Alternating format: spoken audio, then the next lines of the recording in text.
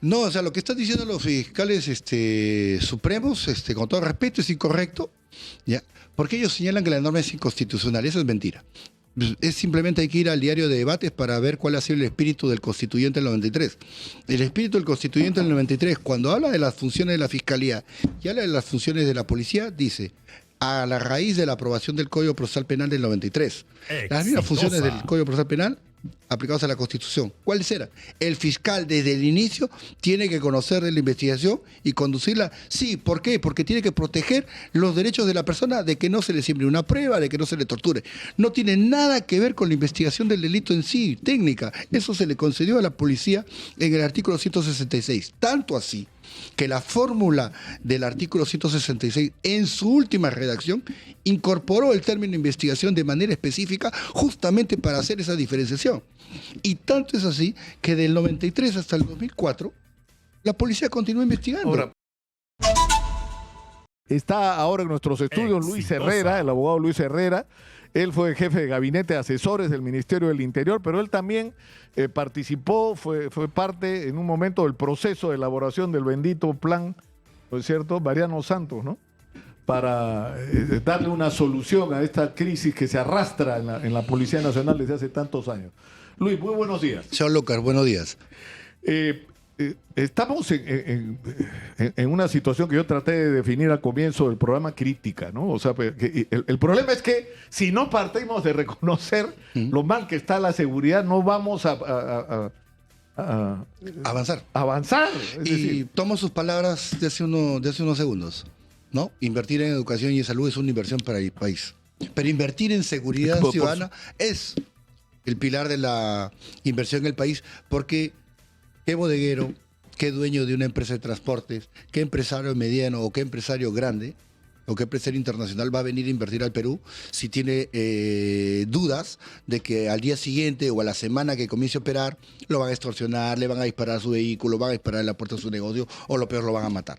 Entonces tenemos que tener un enfoque, como usted bien ha señalado, en este caso en el sector de interior.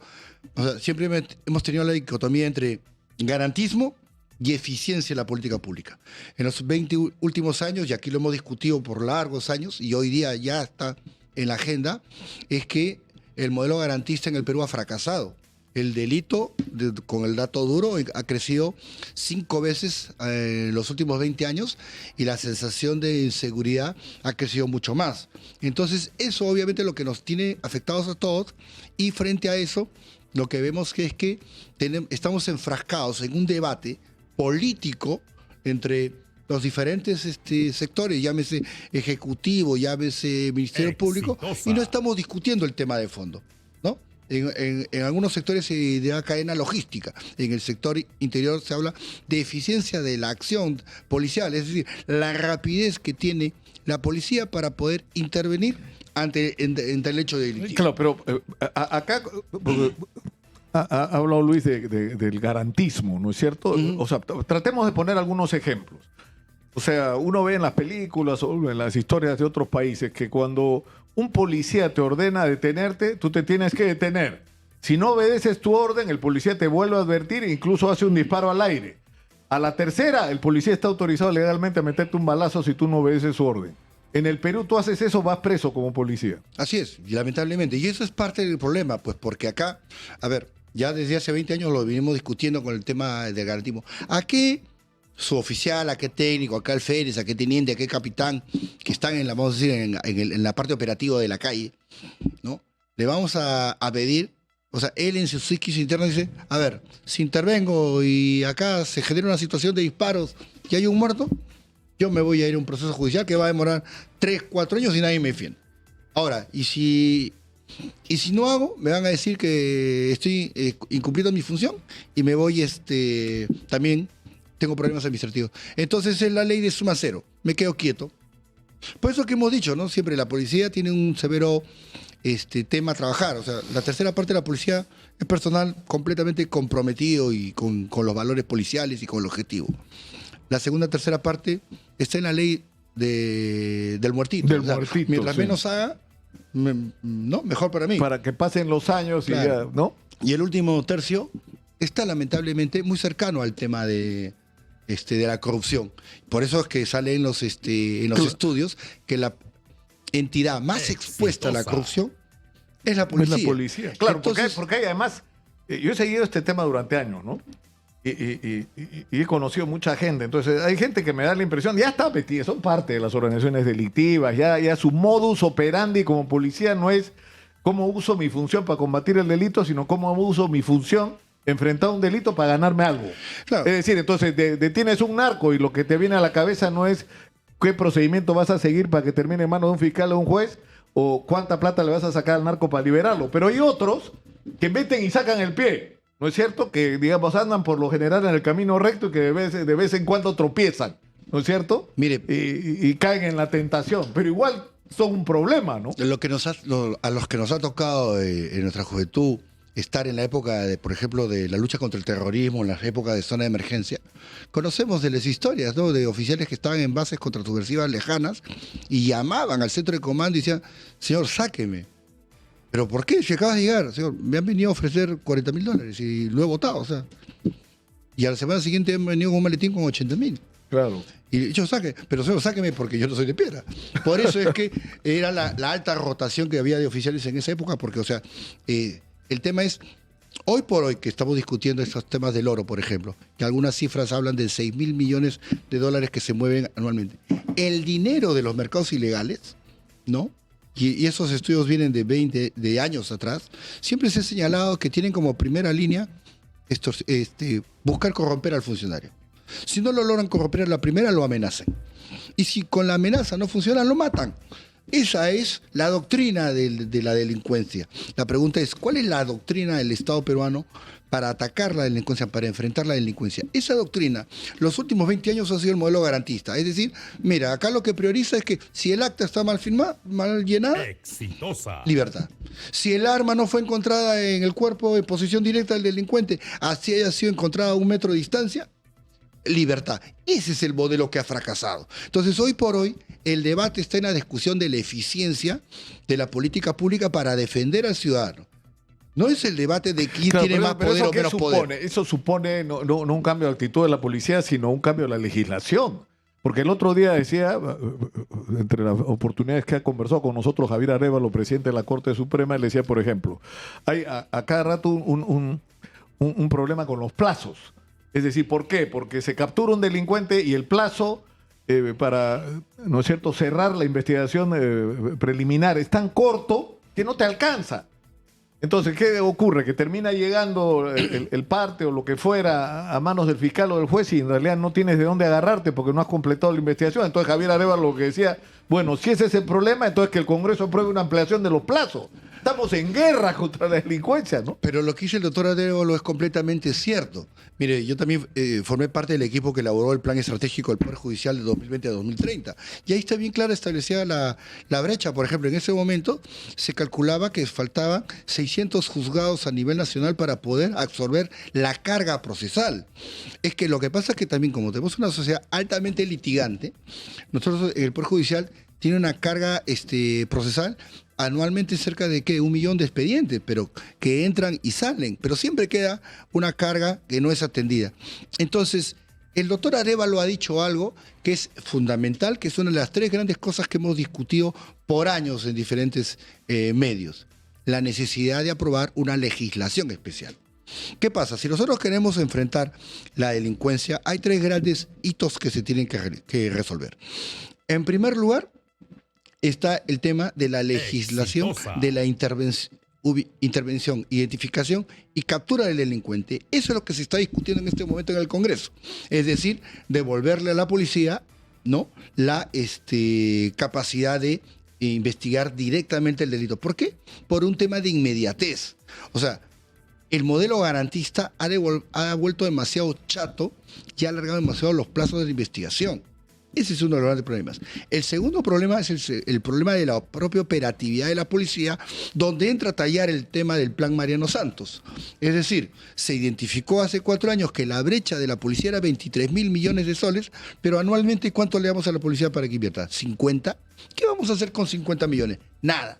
Y en tercer lugar, lo que señala el doctor Arévalo, tiene que haber una legislación especial, así como hubo en los 90, para poder ubicar, juzgar y meter preso al delincuente de alta peligrosidad en este momento, que son los extorsionadores, los sicarios. O sea, si mientras que no entendamos que tenemos que tener esa legislación especial que abandone el modelo garantista, no estamos hablando de nada, no estamos haciendo ningún tipo de cambio. Pero, por ejemplo, para seguir citando al doctor Arevalo, le decía que, por ejemplo, como una de las respuestas a la situación, ¿no?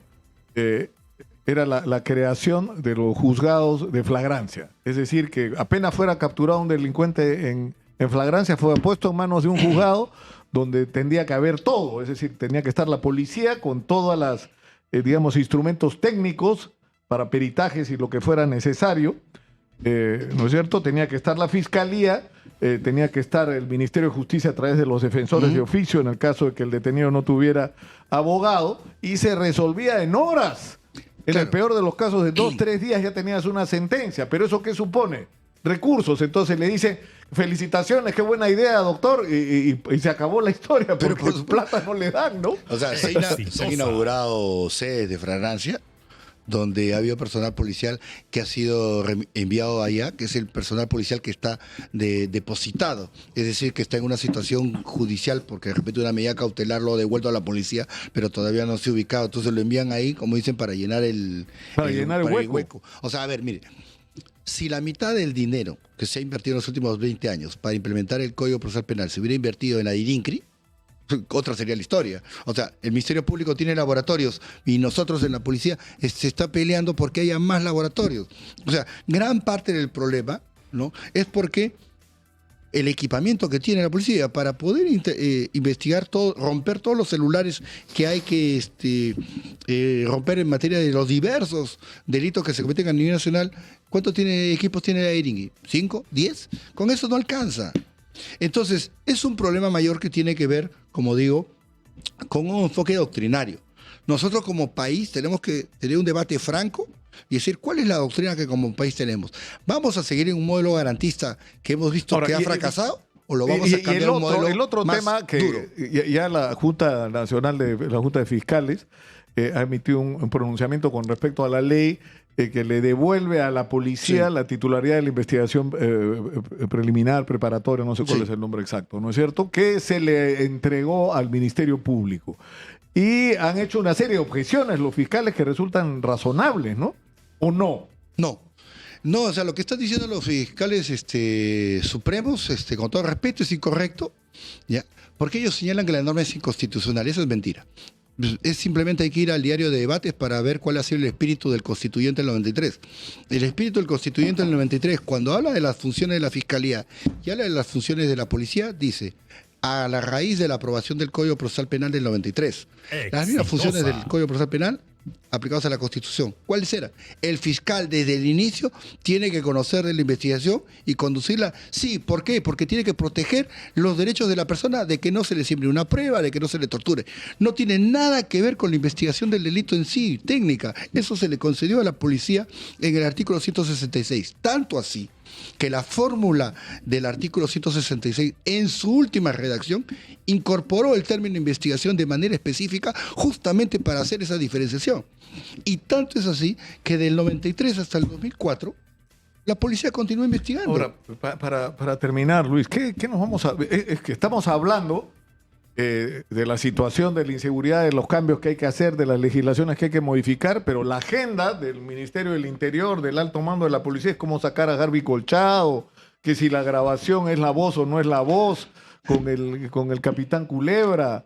Es decir... Es que ahí la política cruza lo técnico y los errores políticos se pagan. O sea, un ministro en ejercicio de cualquier cartera, cuando está en una situación de crisis, aprovecha su tiempo para ver estrategia. No para irse a comer chifa 2 horas y media con un subalterno. Yo no sé o sea, algo me queda claro. Que en ese chifa algo se habló. Yo no creo que hayan estado las 2 horas y media solamente comiendo y ha sido... ¿no? Algo se habló. ¿Qué se grabó? No lo sé, porque eso ya lo verán. Bueno, eso ya está en manos del fiscal de la Nación. No lo sé. O sea, eso ya lo dirá el fiscal de la Nación. Lo único cierto para mí es que a nivel de lo que es la dirección política de un sector, el ministro tiene que estar 100% metido en el tema. Mire, o sea, Hay muchas de las razones, hay muchas de las situaciones que se plantean en el Ministerio en las que hay que estar de acuerdo. Defender al personal policial, modificar el Código Procesal Penal, darle más recursos a la policía. Por supuesto que hay que estar de acuerdo con eso. Hay otras en las que no vamos a poder estar de acuerdo. Por ejemplo, cuando se dice, vamos a sacar 800 oficiales en medida extraordinaria. Eso es ilegal. Y el ministro lo sabe. Lo único que están haciendo ahí es construyendo clientela para los estudios jurídicos el próximo año. Es más, el ministro del Interior ha peleado contra eso cuando era abogado y ha defendido a los policías injustamente. ¿Qué es lo que están a punto de hacer? Lo que quieren hacer es barrer a todos los policías que han investigado a Dina Boluarte, al hermano de Dina Boluarte y no sé, y a Cerrón y a no sé qué más. O sea, señor Lucara, claro. Eso es ilegal. Lo que va a pasar es que eso lo que lo hicieron en la época de Sombrí. Tenían una ley para hacerlo, que al año siguiente fue derogada, y casi gran parte del grueso de esos oficiales se reincorporaron, y varios hoy día están en el proceso de búsqueda del señor Cerrón. Entonces, pero, señor, o sea, si el ministro lo sabe, si sus asesores lo saben, ¿por qué insisten en algo que lo único que sabemos que va a traer más problemas? Mire, va a traer más carga procesal para el sistema de justicia. El único que se va a beneficiar de eso son los estudios de abogados. No, pero además está... Es decir, ya lo que han hecho ya ha causado un daño a la lucha contra la corrupción en el poder. Si llevan esto al final, el daño va a ser incluso mayor, ya en el límite, como está planteando la Fiscalía, del delito. Es decir, es una... yo no sé si hay antecedentes, con esto terminamos, por favor, Luis.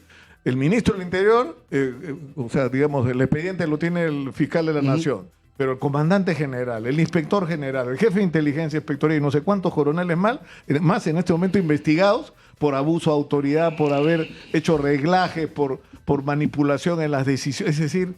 Mire, a mí me queda claro de los hechos de los últimos años que el Ministerio Público también ha sufrido de politización. Entonces, hoy por hoy ya no sabemos quién es bueno y quién es malo. Ese es el gran problema de la sociedad peruana. Exitosa. O sea, acá nadie puede decir que los fiscales sean sacrosantos y nadie puede decir que los funcionarios públicos sean sacrosantos. ¿Por qué? Porque unos tienen problemas. O sea, acabamos de escuchar estos temas de Odebrecht y hace años lo discutíamos en el set con usted. Hace años decía, eso era un error porque era imposible decir que una empresa que se corrompió en el contrato 1, en el contrato 15 y en el contrato 45, solamente se había corrompido en 3 contratos. Era evidente que la corrupción era mucho mayor. Pero ya, ahí entramos ya a otro tema de controversia, pero en fin, le agradezco mucho, Luis, por estar con nosotros.